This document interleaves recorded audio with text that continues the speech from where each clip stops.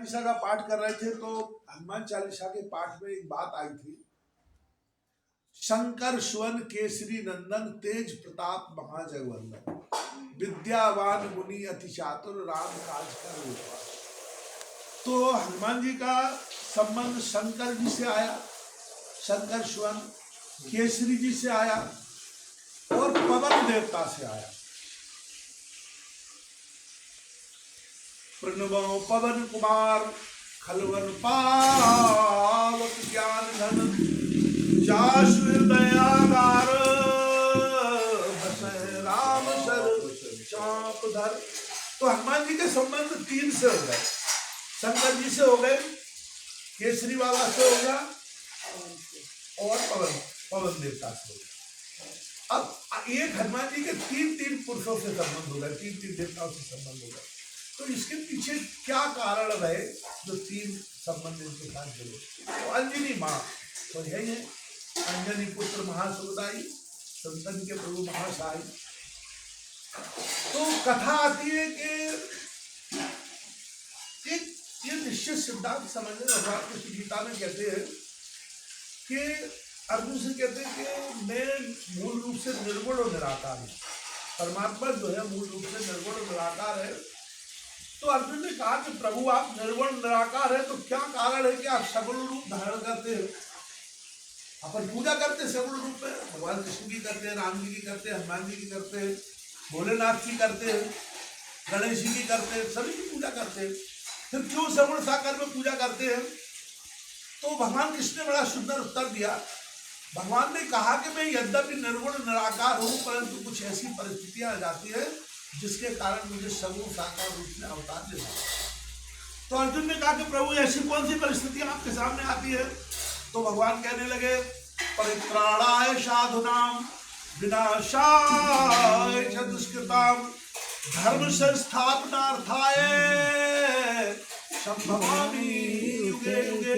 बोले जब साधुओं को दुष्ट लोग सताने लगे, परेशान करने लगे, परित्राणाय साधुनाम विनाशाय च दुष्कृताम, तो बोले मैं क्या करता हूँ उनका विनाश कर देता हूँ। जो साधुओं को सताएगा भगवान कहते हैं मैं उनका विनाश कर देता हूँ। परित्राणाय साधुनाम विनाशाय च दुष्कृताम, उन दुष्टों का मैं विनाश कर दूंगा। और तीसरा काम क्या करूंगा? बोले धर्म संस्थापनार्थाय संभवामि युगे युगे, और दुष्टों का नाश करके धर्म की स्थापना। तो बोले तीन कारणों से क्या हुआ कि त्रेता में परमात्मा राम जी के रूप में अवतार लेते हैं, जब जब भी त्रेता आता है ब्रह्मांड में, और जब जब भी द्वापर आता है तब तक भगवान कृष्ण के रूप में अवतार लेते हैं। तो त्रेता में राम जी का अवतार होने वाला था, तो शंकर जी राम जी को इष्ट मानते हैं और राम जी शंकर जी को इष्ट मानते हैं। शंकर जी कहते हैं उमा कहूँ मैं अनुभव अपना सत हरि भजन जगत सब सपना, और देह धरे कर ये फल भाई भजिए राम सब काम बिहाई। तो बोले सारा काम छोड़ दो, भगवान का भजन करो। ये जो जीवन हमको मिला है ये भगवान की प्राप्ति के मिला है, भगवत प्राप्ति के मिला है। अगर इस जीवन में अपन ने भगवत की प्राप्ति नहीं की तो सब बेकार है। ये नौकरी, ये धन, ये मान, ये प्रतिष्ठा, इसका कोई मतलब नहीं है। अगर भगवत प्राप्ति नहीं की, भगवान का भजन नहीं किया तो फिर 84 लाख योनियों में चक्कर खाना, आकर जन्म लक्ष्य 84 योनि भ्रमत्य जीव अविनाशी, पुनरपि जननम पुनरपि मरणम पुनरपि जननी जठरे शयनम। फिर मरेंगे, फिर जन्म लेंगे, कीड़ा मकोड़ा न जाने कौन से कहाँ जाएंगे, कोई ठिकाना नहीं। तो इस जीवन का एकमात्र उद्देश्य है कि इस जन्म में भगवत प्राप्ति कर लेंगे, मनुष्य जन्म में भगवत की प्राप्ति नहीं मिला। तो शंकर जी राम जी को इष्ट मानते और राम जी शंकर जी को मानते। राम जी कहते हैं शिवद्रोही मम दास कहावा ते नरमोय सपने नहीं भावा। बोले अगर कोई शिव जी का द्रोही है और मेरा दास है तो मुझे सपने में भी अच्छा नहीं लगता। तो दोनों एक दूसरे को अपना अपना इष्ट मानते हैं। तो अब शंकर जी को पता लग गया कि राम जी त्रेता में अवतार लेने वाले हैं, तो शंकर जी के मन में इच्छा हुई कि मैं सेवा करूं राम जी की। तो बोले सेवा करूं, पार्वती जी से बोले पार्वती मैं सेवा करना चाहता हूँ राम जी की, पर इस रूप में मैं कैसे करूं? विचित्र रूप शंकर जी का, सिर में गंगा जी को जटाओं में समेटा हुआ है, मस्तिष्क पे अर्धचंद्र विराजमान है, सारे शरीर में मरघट की भस्मी लगी हुई है, सर्पों के गहने बना रखे हैं, बड़ा विचित्र वेश, केहर की लंगोटी लगा रखी है। तो ऐसे वेश में मैं कैसे करूं राम जी की सेवा? तो मुझे कुछ दूसरा रूप धारण करना पड़ेगा। तो पार्वती जी ने कहा कि प्रभु आप कैसे रूप धारण करोगे? बोले मैं अपनी शक्ति ट्रांसफर करना चाहता हूँ किसी को, और ये अपनी शक्तियां ट्रांसफर कर दूं और वही शक्तियां जो है राम जी की सेवा करें। पर बोले कौन होगा जो मेरी शक्ति को ग्रहण कर सके, कौन मेरी शक्ति को संभाल सके? हनुमान जी के बारे में कहा जाता है आपन तेज समारो आप तीनों लोग कहाँ पाए। हनुमान जी के तेज को हनुमान जी संभाल सकते हैं, हनुमान जी के तेज को कोई दूसरा संभाल नहीं सकता है। तो शंकर जी ऐसा विचार कर रहे थे, कहते हैं कि उसी समय पवन देवता वहां आए, कैलाश पर आए। तो पवन देवता आए, प्रणाम किया, बातचीत हुई। तो शंकर जी ने अपनी इच्छा व्यक्त कर दी, बोले मैं राम जी की सेवा करना चाहता हूँ, पर कैसे करूँ? मैं शक्ति देना चाहता हूँ, किसी माँ के घर में जाना चाहता हूँ। तो पवन देवता से बोले कि मेरी शक्ति को ले कौन जाए? तो पवन देवता ने कहा प्रभु आप मुझे अपनी शक्तियाँ दे दो, मैं आपकी शक्ति को, अंजनी माता आपकी भक्त है और वो एक पुत्र प्राप्ति के लिए तप कर रही है, तो मैं उनके गर्भ में आपकी शक्ति स्थापित कर दूँ। तो शंकर जी ने कहा ये बात अच्छी है, वो मेरी भक्त भी है और बड़ी पुण्यात्मा है और जब तब कर रही है। तो शंकर जी ने अपनी जो सारी शक्तियां थी वो पवन देवता को दे दी। अब पवन देवता ने जाकर के अंजनी माता एक पहाड़ के ऊपर बैठी हुई थी और ओम नमः शिवाय का जाप कर रही थी, वो शक्ति उनको ट्रांसफर कर, वो शक्तियां ट्रांसफर कर दी। तो कथा आती कि माता नाराज हुई, उन्होंने स्पर्श किया जब उनको अंजनी माता को, परंतु पवन देवता ने समझाया कि माता मैं शंकर जी के आदेश से आया हूँ और केसरी बाबा की भी जो मन में इच्छा थी कि हमें ऐसा पुत्र प्राप्त चाहिए जो त्रिलोकी में पूरा नाम उजागर कर दे, तो उसी विधि विधान के अंतर्गत मैंने ये शक्तियां ट्रांसफर की। तो माता शांत हो गई। इस तरह से पवन देवता के साथ में हनुमान जी का नाम आ गया।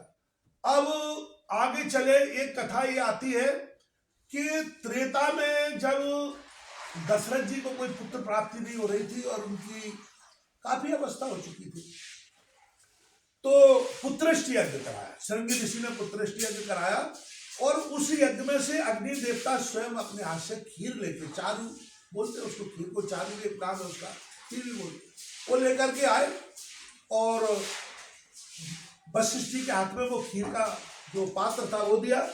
वशिष्ठ जी को कहा, वशिष्ठ जी ने दशरथ जी को दिया और वशिष्ठ जी कुलगुरु है दशरथ जी के। दशरथ जी से कहा कि ये तीनों रानियों को आप यथायोग समर्पित कर दीजिए। तो दशरथ जी ने वो जो खीर थी जितनी, उसमें से आधी कौशल्या को दे दी, आधी में से आधी करके सुमित्रा को दे दी, कैकेयी को दे दी।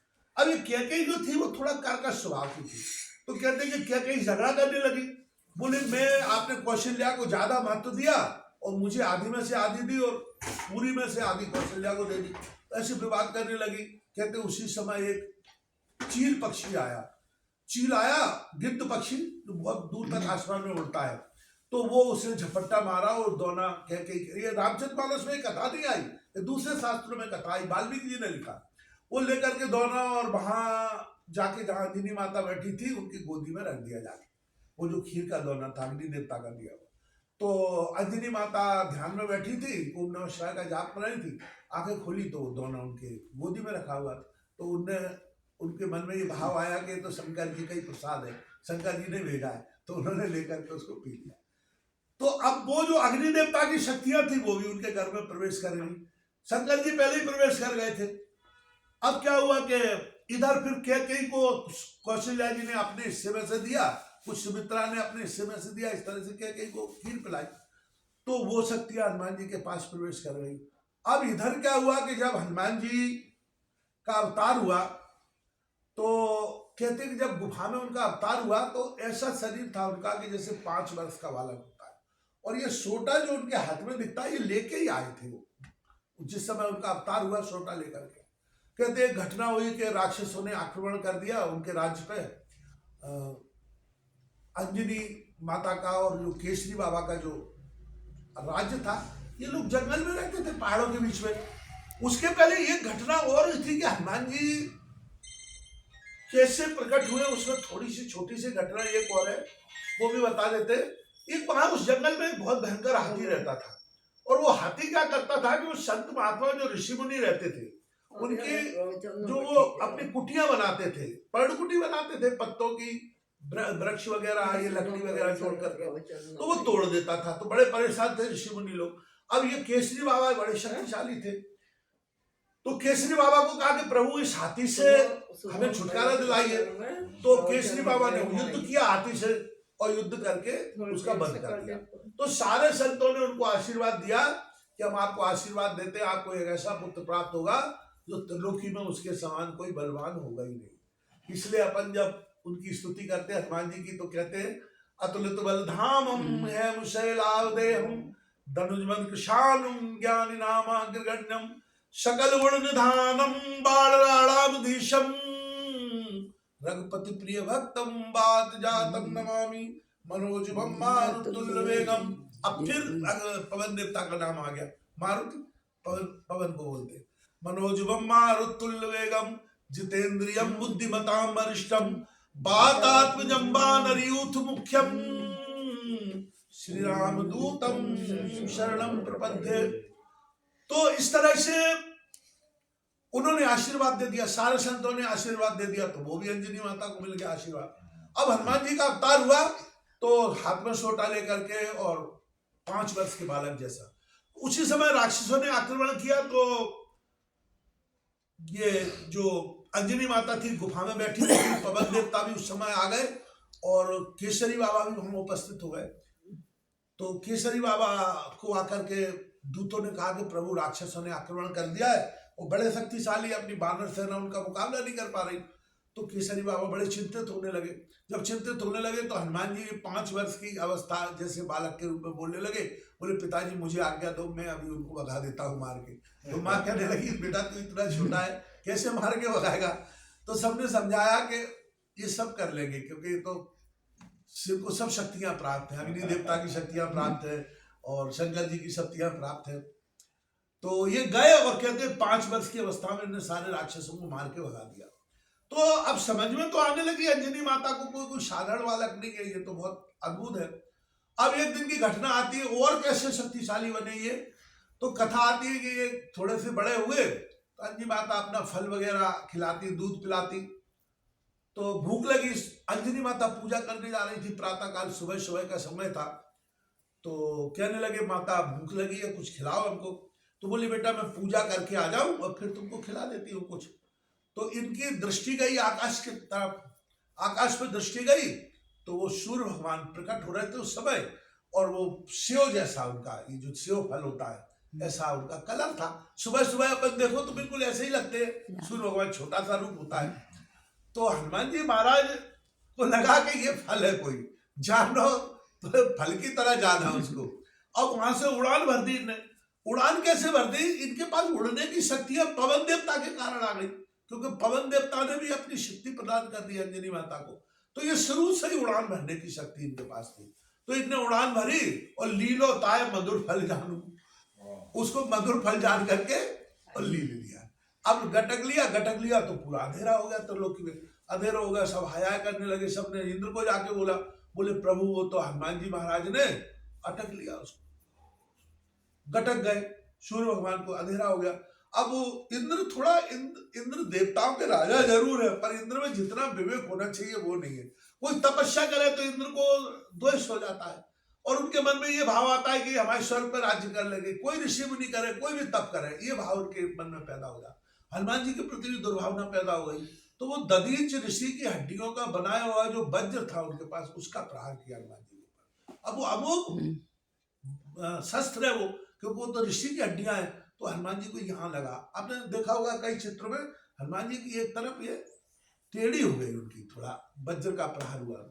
जब वज्र का प्रहार हुआ तो बहुत छोटे थे एकदम बालक, तो गिरने लगे आसमान से, और वो मुंह खोला उन्होंने तो सूर्य भगवान तो बाहर आ गए, पर हनुमान जी गिरने लगे। जैसे गिरने लगे पवन देवता ने देखा कि हनुमान जी पृथ्वी पे गिर रहे हैं, तो उन्होंने उड़ान भरी, उनको गोदी में ले लिया। गोदी में ले लिया तो वो मूर्छा आ गई, हनुमान जी मूर्छा आ गई, और उनको लेकर के माता के पास लाए। अब माता रोने लगी कि हनुमान जी को मूर्छा आ गई, ये कैसे हो गए। तो कहा कि इनका कैसे उपचार होगा। तो पवन देवता ने कहा कि ये उपचार इंद्र ही करेंगे। इंद्र ने वज्र का प्रहार किया है, अब इंद्र की जवाबदारी है कि इनका उपचार करें, इनकी मूर्छा को दूर करें। तो कहा इंद्र क्यों करेंगे, हम साधारण बानर और इंद्र देवताओं के राजा। बोले नहीं आएंगे, निश्चित आना पड़ेगा उनको। तो पवन देवता ने क्या किया कि सारे ब्रह्मांड से वायु का संचार रोक दिया। अब वायु के बिना, ऑक्सीजन के बिना अपन 1 मिनट नहीं रह सकते, तो फिर आकार मच गई।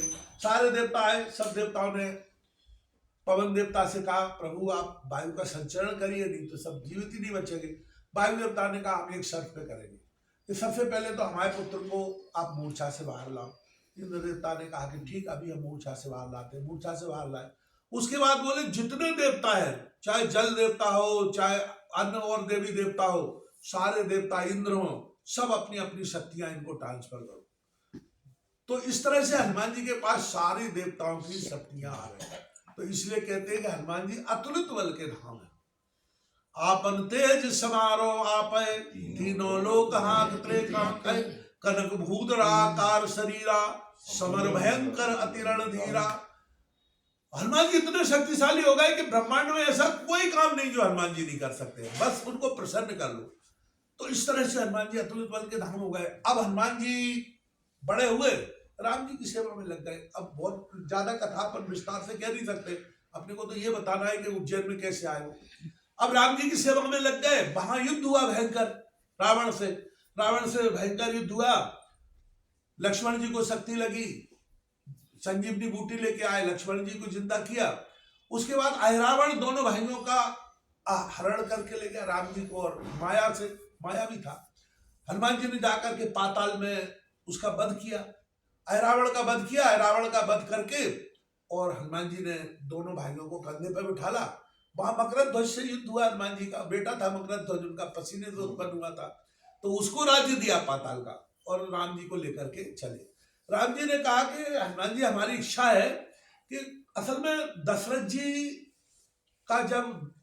जी ने जब देश छोड़ी तो राम जी वन में चले गए थे।